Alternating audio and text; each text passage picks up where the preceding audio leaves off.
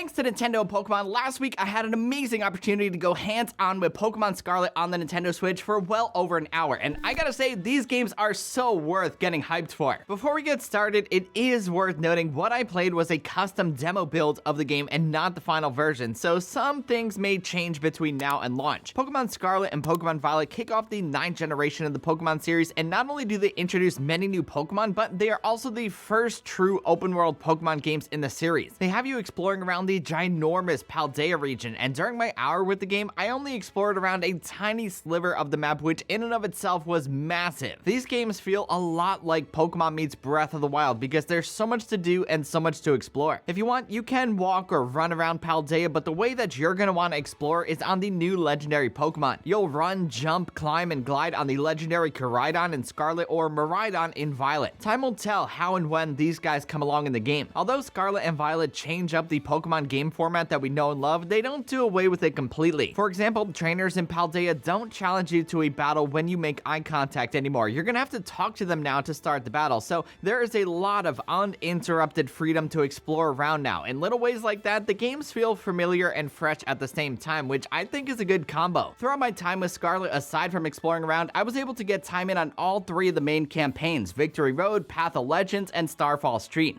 What's awesome about this is that there's no specific way that you have to go about doing things. Unlike previous Pokemon games that have a bit of structure to them, there doesn't seem to be structure here at all, so you can do them in any order at any time. Victory Road is the standard where you take on 8 gym leaders, Path of Legends has you tracking down and battling giant versions of normal Pokemon, and Starfall Street has you raid the bases of Team Star and hopping into intense auto-battling minigames. Auto-battling is a part of Scarlet and Violet's new Let's Go feature that lets you send a Pokemon out into the world to walk alongside you. When a Pokemon is out, they can also battle wild Pokemon, pick up items, and more. You won't get as much XP as you would in a regular battle, but it's a very cool addition to the series. Of course, you can still hop into regular battles as well if you'd like. Regular battles are pretty familiar, however, there's one new addition that changes things up completely, and that's terrestrializing. The terrestrial phenomenon changes your Pokemon's type to its new Terra type, so everything you thought you knew about Pokemon types is completely out the window in these new games. It's going to be interesting to see how this shakes up the in-game battling system as the storyline goes on, and even the competitive battling scene down the line. Another new addition to Scarlet and Violet are picnics, where you can bond with your Pokemon, raise friendship levels, give them a bath when they get dirty from adventuring, and you can also make some sandwiches. These sandwiches that you assemble can boost the power of your Pokemon's moves, give you more XP, increase spawn rates, and things like that. It depends on what you make. One of the things that I am personally most excited about in Scarlet and Violet is the multiplayer.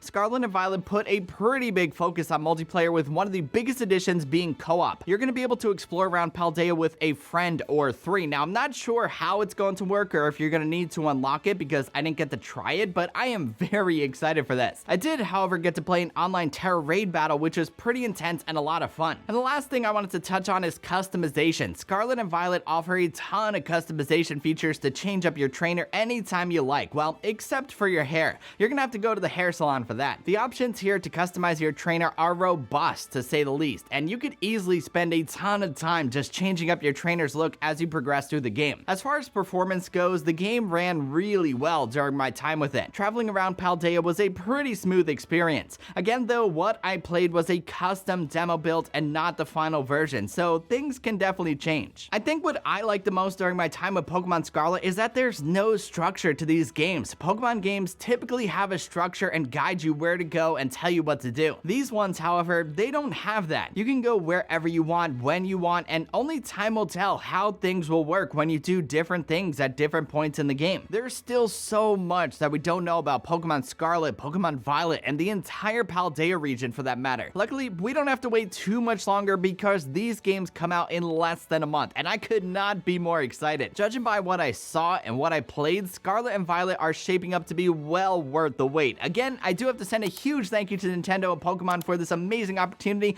I had so much fun. This was awesome. Anywho, that's about it for this video, my friends. I hope you enjoyed it and found it helpful. If you did and you liked what you saw, be sure to give it a thumbs up and hit that subscribe button because it always helps out the channel. Also, don't forget to follow at Raymond Strazdas on Twitter and Instagram for much more. Until the next one, I will catch you guys later. Peace!